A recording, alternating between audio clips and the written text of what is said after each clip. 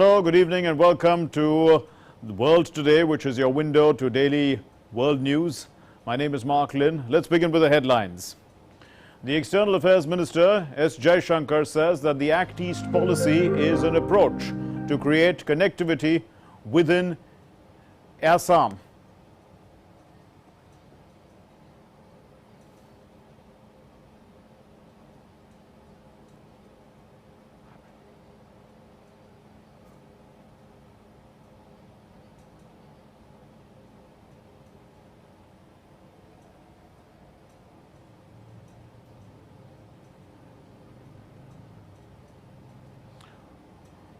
Well, we're unfortunately having a little technical problem, but these are the headlines then today. The External Affairs Minister S. Jaishankar says that the Act East policy is an approach to create connectivity within Assam and to the northeast, then to Myanmar and Bangladesh, but eventually to push by road, sea and air to Vietnam and Japan. He attends the Act East policy and India-Japan cooperation in the northeast at the Srimanta Sankardev Kalakshetra in Guwahati.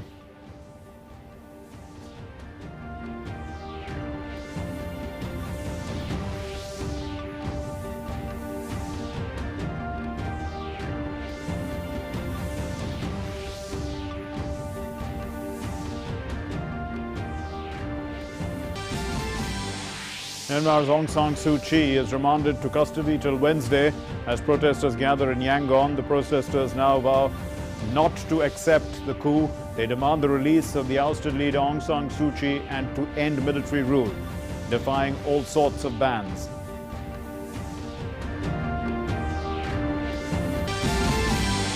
The virtual meeting of the G7 leaders to be held on the 19th of February, that's Friday, and the meeting will be attended by leaders of the UK, Canada, France, Germany, Italy, Japan and the US, as well as the presidents of the European Council and the EU Commission.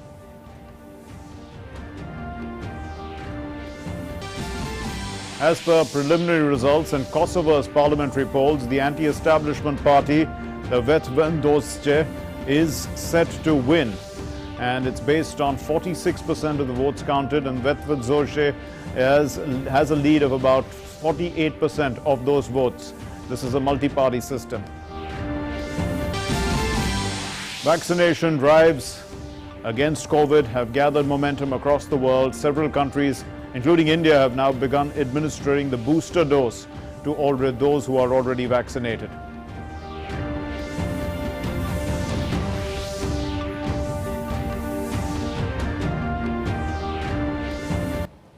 So let's begin with the big story at this time.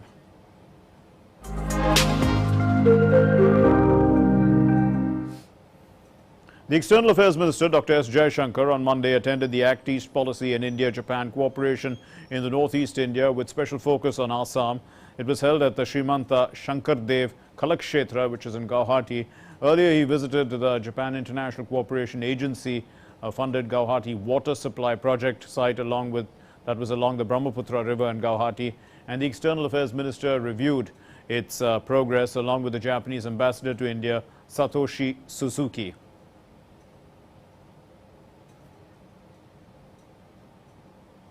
Act East policy of the Modi government. This is an approach to create connectivity to and within Assam, beyond to the northeast, then to neighboring Myanmar and Bangladesh, but eventually push all the way by road, by sea, by air, to Vietnam, to Japan. And in doing so, we must appreciate that this will not only service greater economic activity, but as demonstrated in other parts of the world, actually be a driver of it.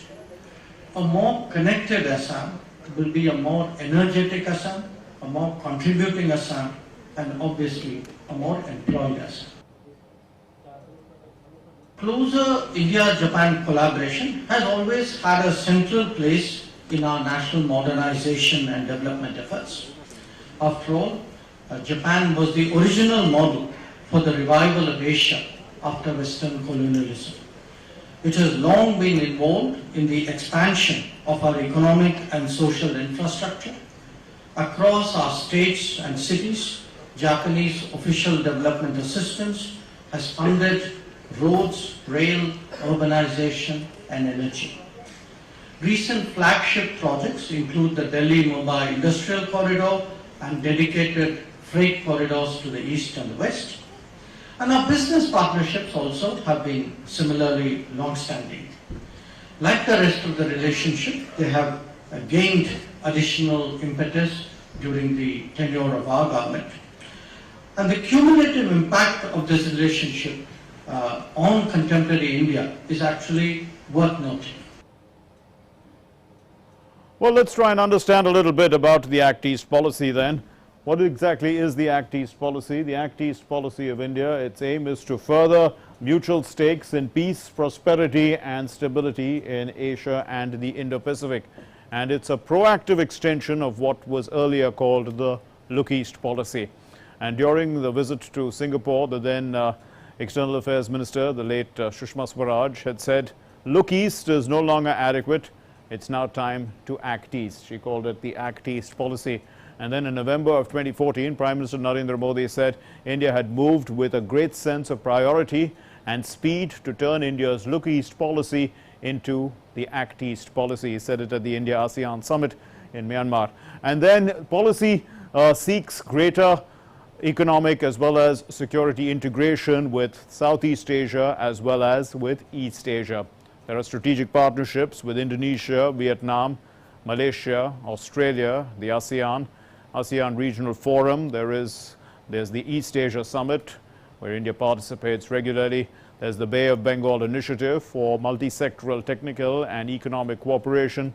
There's the Mekong-Ganga Cooperation. There's the Indian Ocean Rim Association, and there's the Asia Cooperation Dialogue. So all this forms part of India's Act East policy. And to put this into context, we have with us two guests. We have Dr. S.R. Tayal, who is a former ambassador of India to the Republic of Korea, and Professor Mahindra Lama from the Center for International Studies, JNU. These two gentlemen, thank you very much for being with us. Mr. Tayal, are you with us?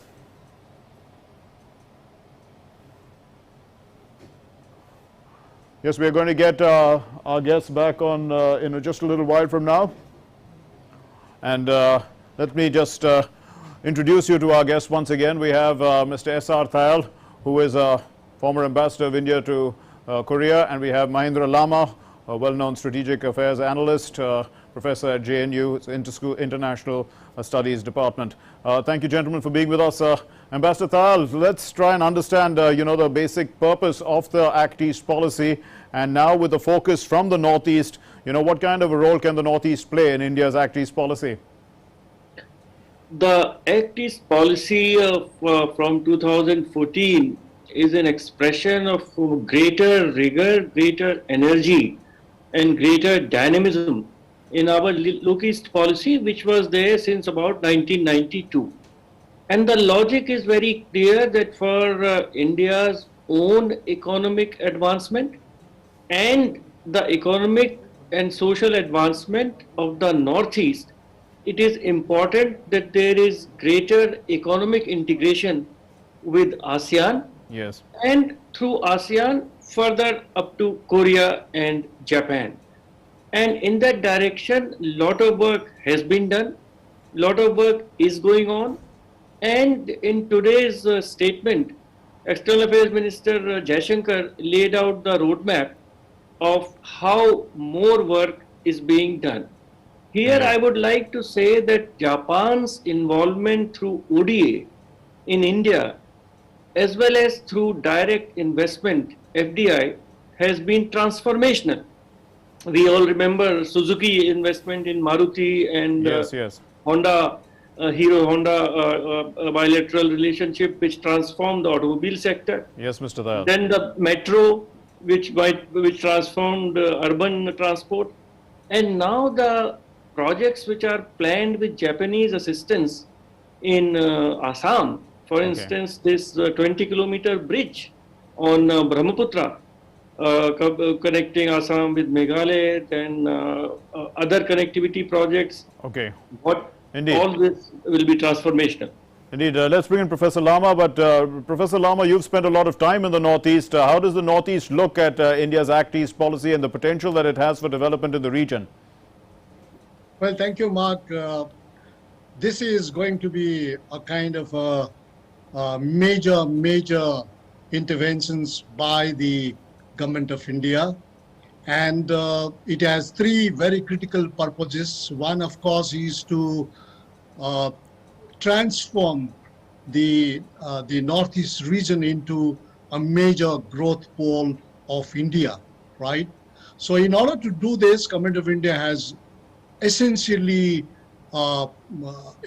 adopted three means, what we in Sanskrit call Trishul approach or a trident approach. First, a very local integration of all the northeastern states with the neighboring countries, including Nepal, Bhutan, Bangladesh, Myanmar, and further to other Southeast Asian countries, including Cambodia, Laos, Vietnam, and of course Thailand, and further down. The second is a bilateral approach in this Trishul approach, bilateral approach, where Government of India is engaging very closely the neighboring countries, all the neighboring countries which I named just now. Yes. And the third is a kind of a regional approach where, as you rightly said, Government of India is trying to bring the GMA, the Greater Mekong Sub-Region, the BIMSTEC, the IOARC, the BBIN together. Right. In the process, what has happened is we have a four-way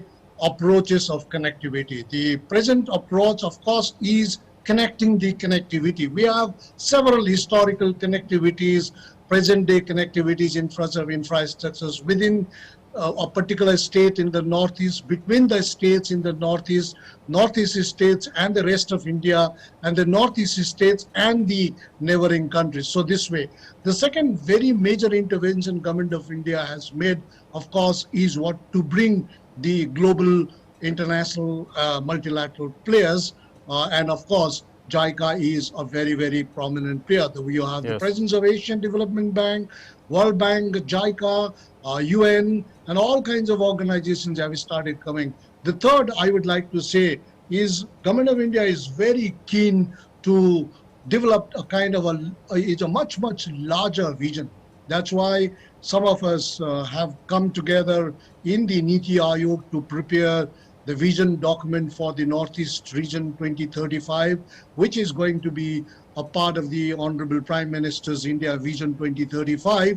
And that would really bring some kind of out-of-box, what Honorable Prime Minister keeps saying, out-of-box development processes, integration of Northeast India with Southeast Asia and East Asia.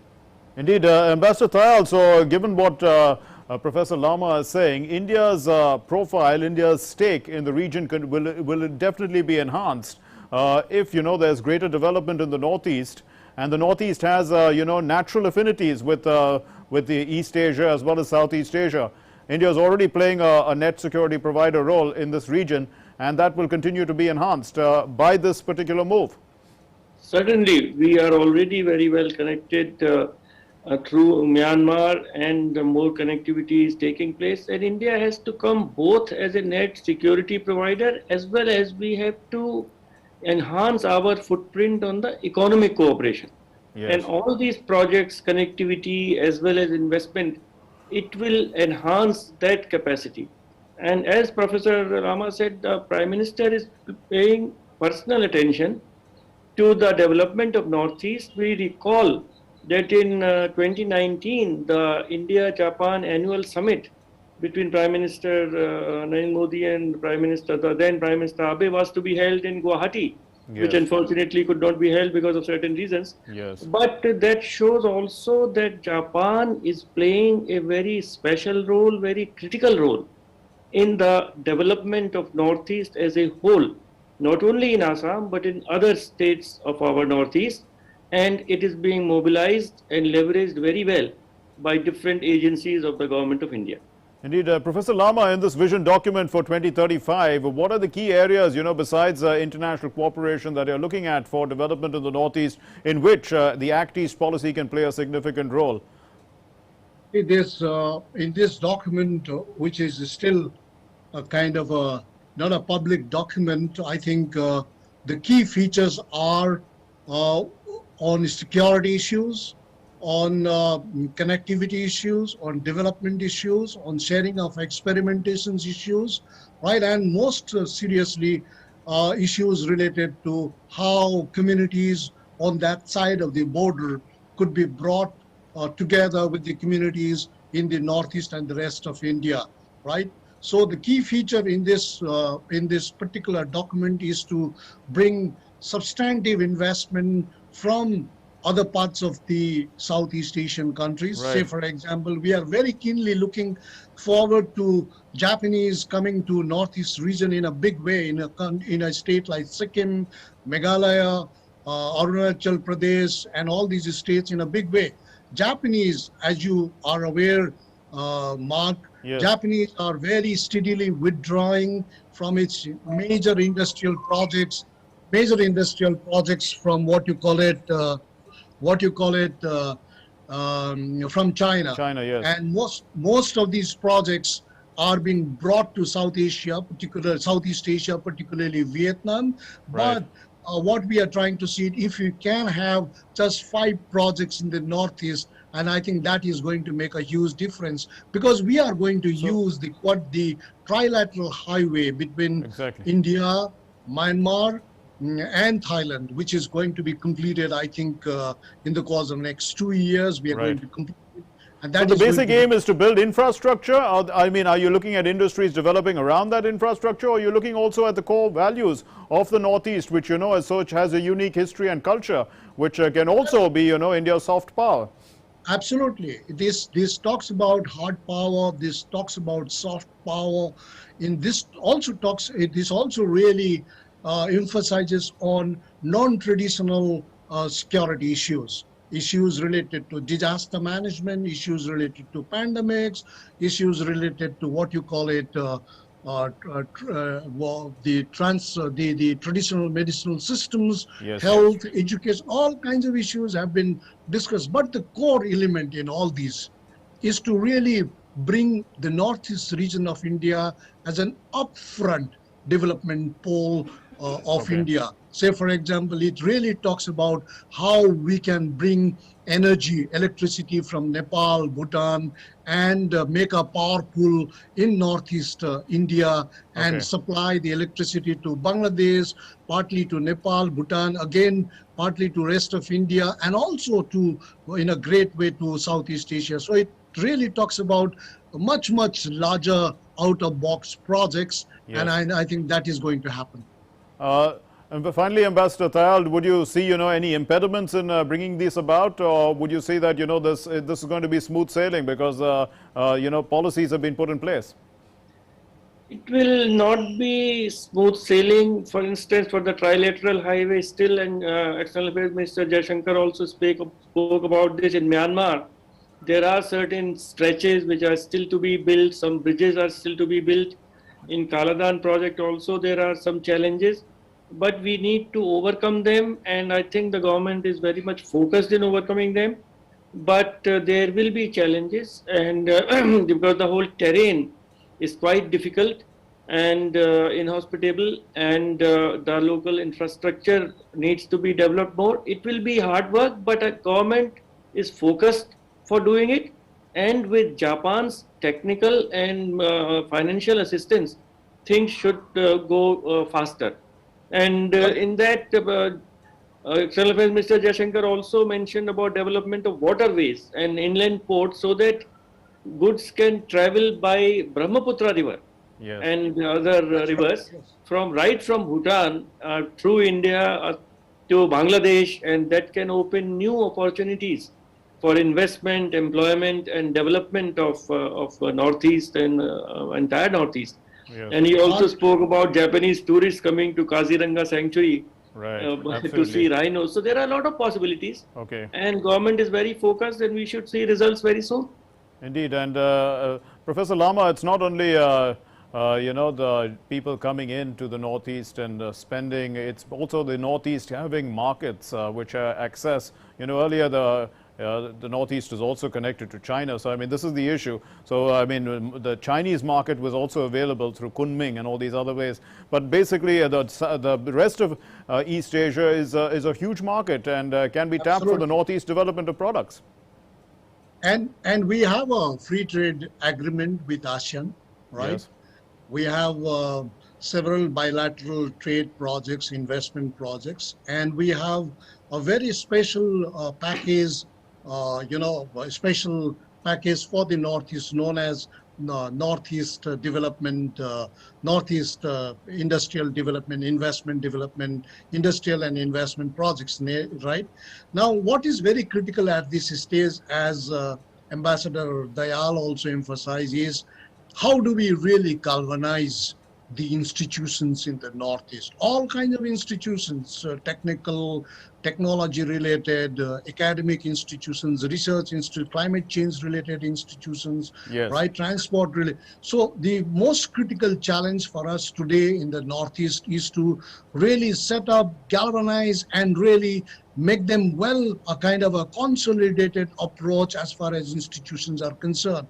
This is where I think we need to have a kind of Northeast Yes, Professor. Act East Policy Commission led by the Prime Minister himself and with all the core line ministries as members, so that this entire projects could be really pushed forward. We leave it there. Thank you very much, Professor Lama and Ambassador Dayal. Thank you for your inputs and enlightening us on this very fascinating subject. And in the neighborhood of the Northeast, in fact, is Myanmar. And in Myanmar, the ousted leader Aung San Suu Kyi was remanded to custody till Wednesday as protesters gather in Yangon demanding her release. So the protesters have vowed not to accept this coup. They've demanded the release of the ousted leader Aung San Suu Kyi and the end of military rule. Let's watch this. There seems to be no end to the protests in Myanmar. They actually increased all the more after an unexpected statement from the lawyer. Myanmar's ousted leader Aung San Suu Kyi has been remanded in custody till Wednesday. The message was passed by her lawyer as protesters began gathering again to demand her release and an end to military rule. Her detention was due to expire on Monday. Protesters are demanding the release of ousted leader Aung San Suu Kyi and to end the military rule. Undaunted by the deployment of armoured vehicles in several parts of the country and penal code amendments aimed at cowing dissent, hundreds gathered outside the US Embassy in Yangon in Myanmar on Sunday. Security forces have now deployed armoured vehicles in major cities including in Yangon. Suu Kyi, who has been detained since the 1st of February in a coup against her elected government, has been expected to face a court on Monday in connection with charges of illegally importing 6 walkie-talkie radios, but a judge said her remand will last till Wednesday. The 1st February coup and the arrest of Suu Kyi and others have sparked the biggest protests in Myanmar in more than a decade. Hundreds of thousands have taken to the streets across the country for 10 days to denounce the coup and to call for Suu Kyi's release. World Today Desk, DD India. Well, the United Nations Secretary General Antonio Guterres has expressed deep concern over the situation in Myanmar, including the increasing use of force and the reported deployment of additional armored vehicles in major cities of the country. The Secretary General called upon the Myanmar military and the police to ensure the right of peaceful assembly of the protester. He also expressed deep concern over the ongoing arrest of government officials, the civil society actors and media representatives, along with restrictions on internet and communication services. The embassies of the United States, UK and the delegation of the EU, as well as also of other member states of the European Union with a presence in Myanmar. These include Denmark, Czech Republic, also New Zealand and Australia. They've all issued a statement that they issued a statement on Sunday, in fact, which condemned the detention as well as the ongoing arrests of these political leaders, the civil society activists as well as civil servants, as well as the harassment of journalists that's taking place. And the ambassadors have called upon the security forces to refrain from violence against the demonstrators and the civilians who are protesting against the military government.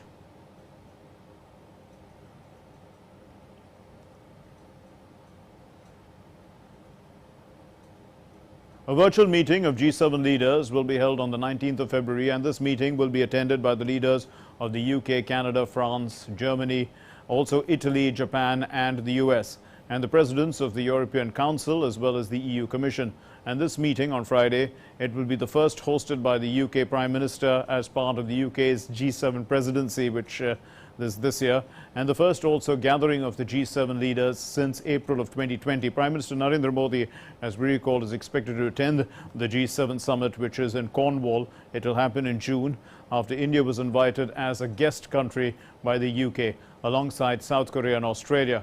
And this virtual meeting is the first hosted by Johnson this year, and it's the first gathering of G7 leaders, as we said, since April of 2020, and it will bring together the world leaders to discuss how leading democracies can work together to ensure equitable distribution of coronavirus vaccines for one around the world, and also to prevent future pandemics. And while we are talking about that pandemic, let's give you the update from COVID-19 from across the world. So the tally of COVID-19 cases worldwide has surpassed 10 crore 94 lakhs, and the total recoveries stand at 8 crore 15 lakhs.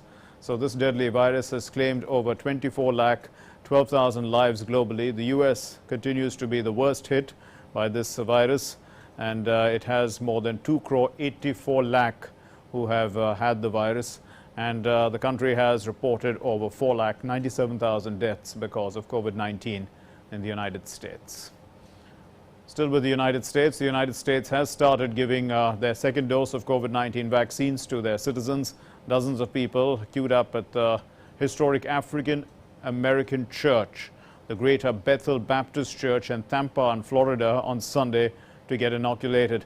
The church had been named as one of the sites aiming to vaccinate minority communities in the statewide Vaccination Community Engagement and Education Task Force. And the Centers for Disease Control and Prevention said that the country has administered 5 crore 28 lakh 84,356 doses of COVID-19 vaccines as of Sunday morning.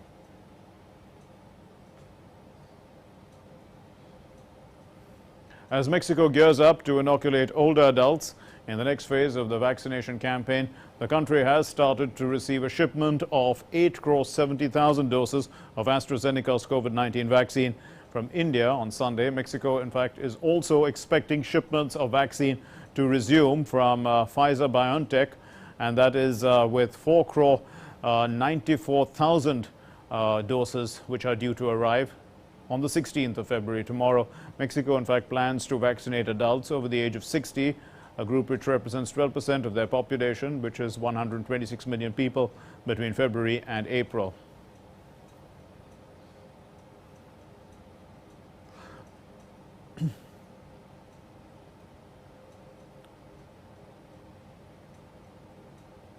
And Lebanon started its COVID-19 vaccination drive on Sunday by inoculating the head of the critical care at its biggest public hospital, followed by 93-year-old celebrated Lebanese actor and comedian Salah Tizani.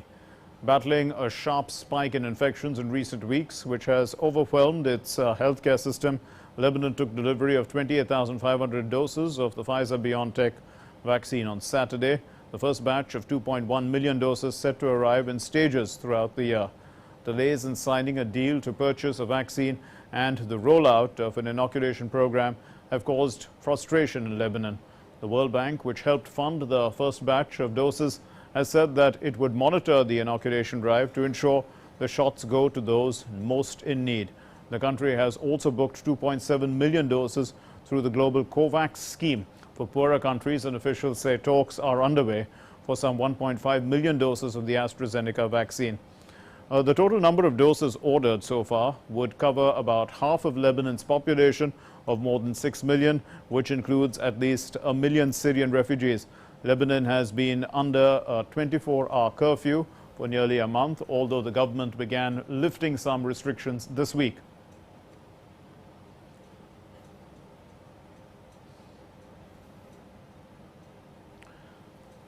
And Guinea declared a new Ebola outbreak on Sunday when tests came back positive for the virus after 3 people died and 4 fell ill in the southeast.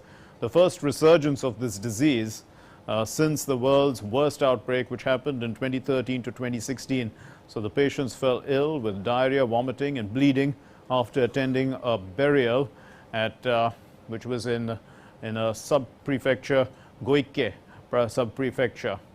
Those still alive have been isolated in treatment centers. This is what the health ministry has said. So the 2013 to 2016 outbreak of Ebola in West Africa started in Nzerekore, which is the proximity of which to busy borders hampered efforts to contain that virus, and it went on to kill at least 11,300 people, with the vast majority of the cases in Guinea, in Liberia and Sierra Leone.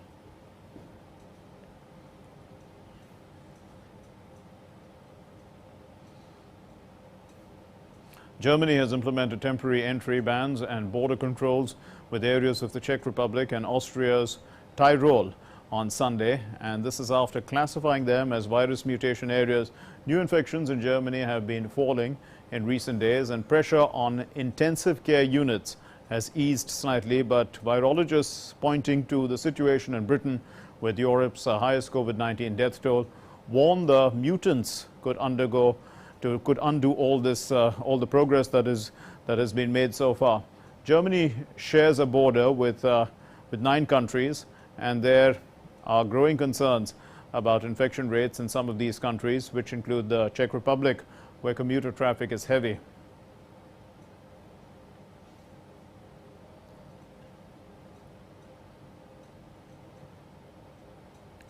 About 200 have gathered in against anti-Semitism. They've gathered in Paris, and they held that moment of silence. They did so on Sunday, in fact, to mark the 15th anniversary of the murder and torture of a young Jew murdered in 2006. Ilan Halimi, 23, was found naked, tortured and covered in burns near Paris on February the 13th, 2006, after being held captive for 3 weeks in a crime that shocked France and raised fears of surging anti-Semitism among French Muslims. He died of his injuries soon afterwards. Police say that the gang attempted to string of kidnappings of Jewish youth before capturing Halimi. They then sent a series of ransom demands to his parents, asking for as much as 450,000 euros, but lengthy negotiations failed to secure his release.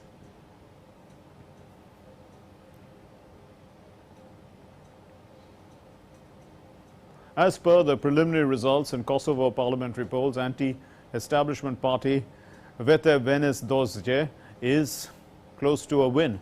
The State Election Commission's result, which was based on 46% of the votes counted, showed that Vete Venezdoje is in the lead with 48% of the votes counted, with 48% of the votes that it's got, in fact.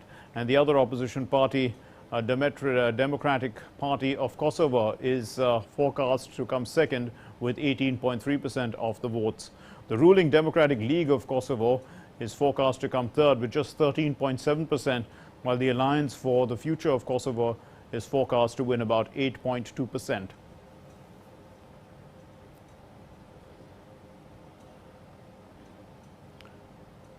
So it's a leftist party there that's coming to power in Kosovo. And polling for Catalonia's regional elections was held on Sunday. Voters queued wearing face masks and also following social distancing. They exercised their franchise during the election that will test the strength of the Spanish region's pro-independence movement in an era now dominated by the coronavirus pandemic. Officials at the polling booth wore full protective suits.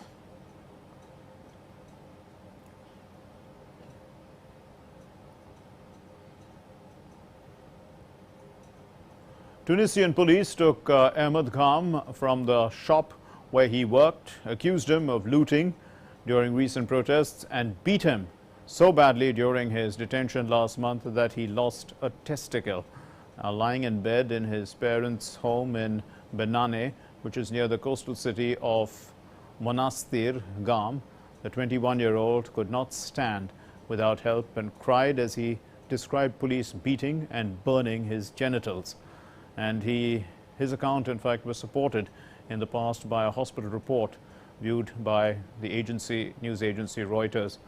Gam denies having taken part in the protests as well as the accusations of looting, and he said that police seized him on January 27 while he was at work and started hitting him in the face, and soon as they put him in their vehicle. After his operation, he was returned to custody and he still faces prosecution for looting. However, the judge ordered his release while under investigation because of his medical condition.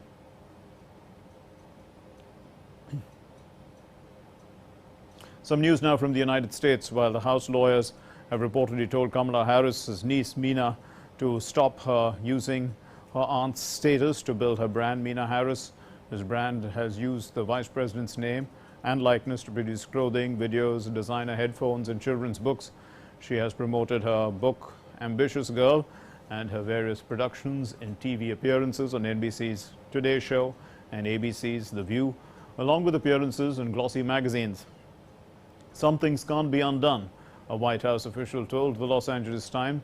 That being said, behavior needs to change.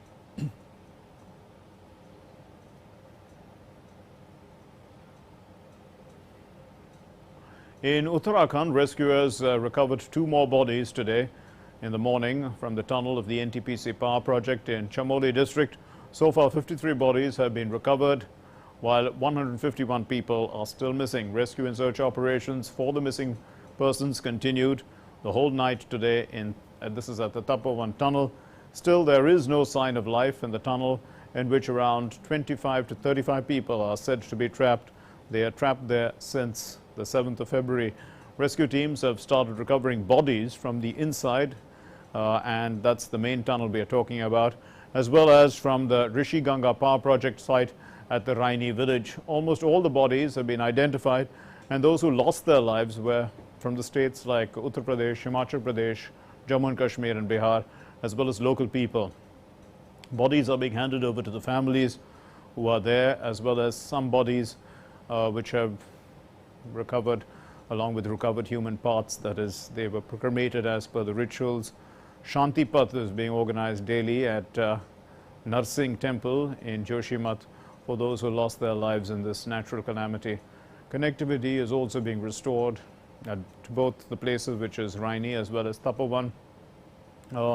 An approach bridge has been constructed. It's been prepared by the Border Roads Organization, and also a one-rope bridge is functioning at Tapovan. And sticking with that story, the NDRF Deputy Commandant Aditya Pratap Singh said that the total of 8 bodies were recovered today from Tapovan tunnel. अभी तक यहाँ से कुल मिलाकर 8 dead bodies मिल चुकी हैं, जिसमें कल रात के बाद से 2 डेड बॉडी रिट्रीव हुई हैं, एक 12:30 बजे और एक सुबह 6:55 पे एक डेड बॉडी रिट्रीव हुई है। टोटल कुल जो फिगर है वो 8 की हो चुकी है। और काम अभी भी जारी है, लगातार 24/7 वो काम जारी है, और हम पूरी कोशिश कर रहे हैं कि जल्दी से जल्दी और कुछ कामयाबी हासिल कर सकें। And Ashok Kumar, who's the Director General of Police of Uttarakhand, said that the relief and rescue operations continues. He said that debris is being removed from the tunnel, and the state police chief said that it would take 2 or 3 more days for the removal of all the debris from the tunnel.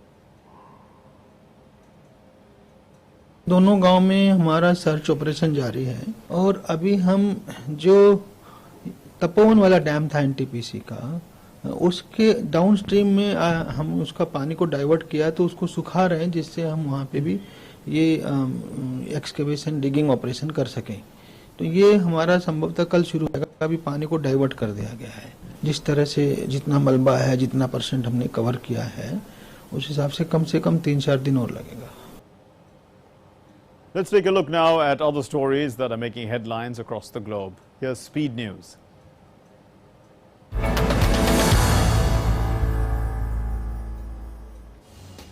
Australia marked the 13th anniversary of an official government apology to the country's indigenous population for their historic mistreatment. Prime Minister Scott Morrison in Parliament said that past actions, including the removal of over 100,000 Aboriginal children from their families and communities, had to be acknowledged.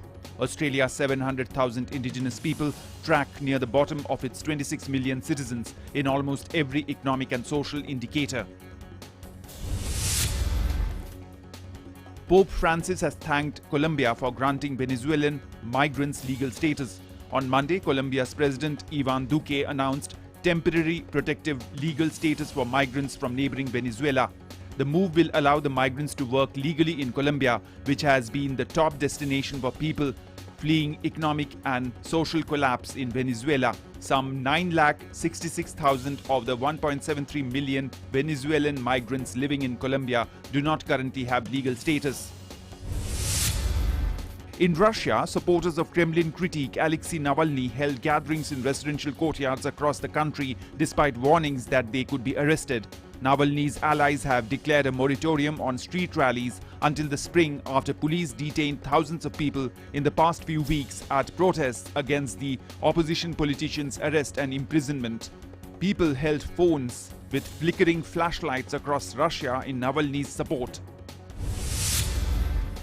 South Africa's former president Jacob Zuma failed to show up on Monday at an inquiry into corruption during his time in office. Despite the country's top court ordering him to appear, the inquiry led by Deputy Chief Justice Raymond Zondo is probing allegations of high-level graft during Zuma's scandal-plagued 9 years in power from 2009 to 2018. Zuma denies any wrongdoing but has not cooperated with the so-called state capture inquiry.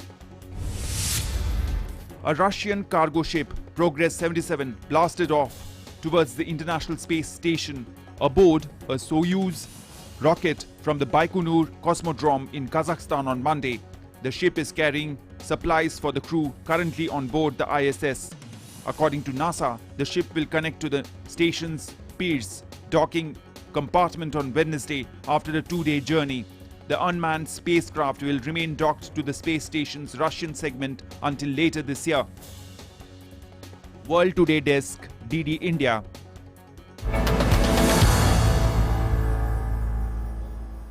Well, it's the 15th of February, so let's see what made history on this day in this segment, which is called Today in History.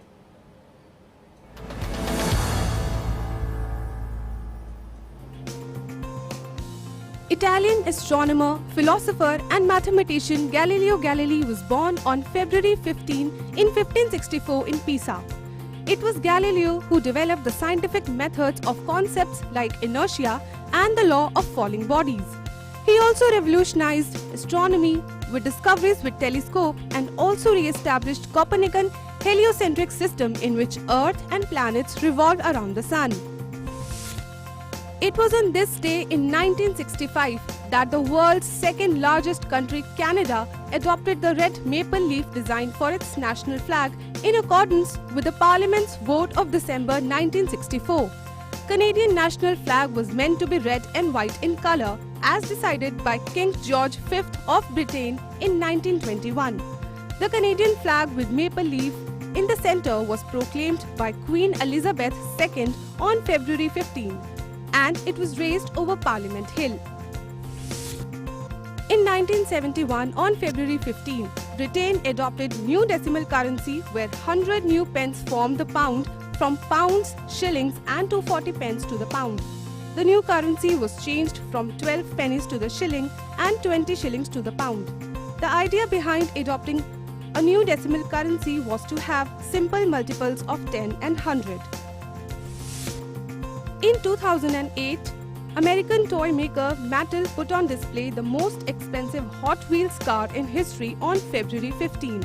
The diamond-encrusted car was displayed at the Mattel offices in New York. The car was the 40th anniversary special edition and was worth over $60,000 US. The car also commemorated the production of the 4 billionth Hot Wheels vehicle.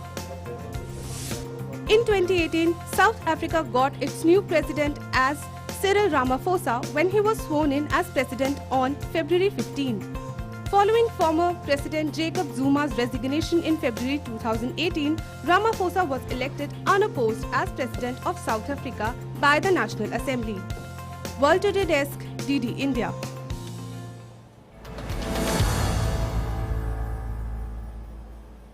So let's take a look now at some different unique stories, stories that are beyond the headlines.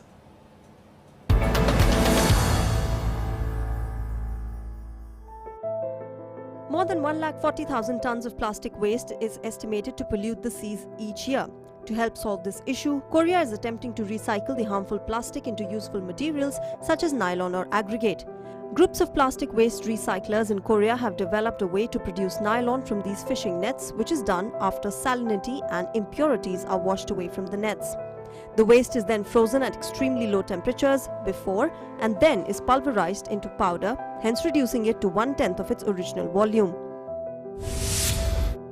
Russian capital Moscow is freezing with temperatures below zero and sporadic snowfalls. Amid this, people and machines have taken at full steam to clear accumulated snow. Locals are now helping authorities to clean up and remove the snow from the roads and footpaths.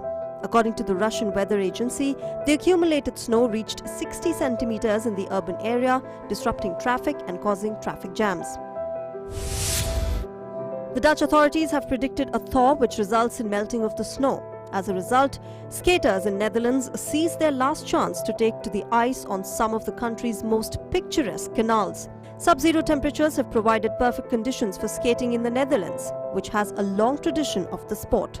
In the capital Amsterdam, people flock to Prinsengracht, one of the most famous canals in the city and home to landmarks including the Anne Frank House, to enjoy an icy respite in the city. Hundreds of people were seen dancing on a frozen lake in Amsterdam, defying coronavirus rules on gathering. Video shows people gathered, some dancing to upbeat music on the ice, while others skate, with many holding cups or drinking. Government regulations state that for winter activities like ice skating, people may only go with one person who is not in their household. The rules state that a distance of 1.5 meters should be kept except for children up to and including 17 years old. Local media reported that several people had fallen into the ice on Saturday but were helped by witnesses.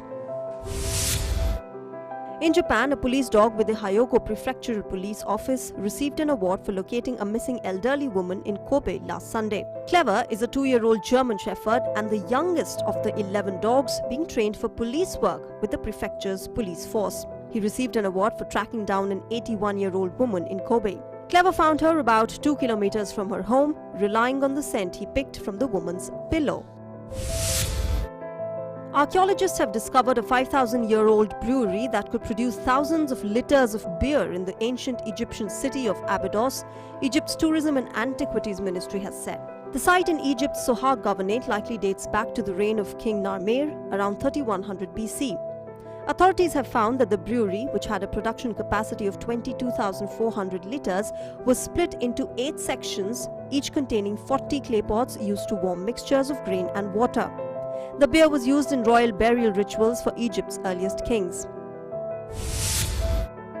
For many in Germany, a carnival including famous Rosenmontag parade in Cologne was cancelled due to coronavirus pandemic, urging many to find another way for the show to go on. Amid this carnival organizers called for people to recreate the parade as best as they could with figurines. The organizers and the locals built a carnival parade in miniature that can reach beyond the city. 59 couples in Thailand tied the knot riding elephants as part of a special Valentine's Day wedding ceremony. Dancers and a band led the procession of elephants and couples, and a local official, also on an elephant, oversaw the signing of the marriage license. A falling meteor gave romantics in Melbourne a sight to behold on Valentine's Day as it lit up the skies across the city. Video shared by witness Fernando Braga and shot from the Manhattan Tower in Melbourne's Central District showed a bright flare as the meteor burned up upon entering the atmosphere. 6 Syrian brown bears ran into the mountains of Duhok in Iraq after Kurdish animal rights activists released them. The bears were released into the wild as part of a ceremony organized by the Kurdish American Cooperation Organization, a local charity that has set rescued bears free in the past. According to veterinarian and animal rights activists, keeping bears, tigers or lions at home has become a new trend among Iraqis. Around 125 breeds of canines ruled at a dog show in India, giving families a chance to explore various varieties of breeds and also enhance the people's affection for the animals. Breeds like poodles, Siberian Husky, German Golden Retriever, Labrador Retriever, Cocker Spaniels, Pomeranians, Crossbreed and Dalmatian were among others, and they were the main stealers of hearts at the show. World Today Desk, DD India. So that's all we have for you in World Today today. Do join us again tomorrow at 6 o'clock when we bring you World Today, which is a show every weekday, which gives you all the news from around the world, and it is your window to the world. Thanks very much for watching. Namaskar.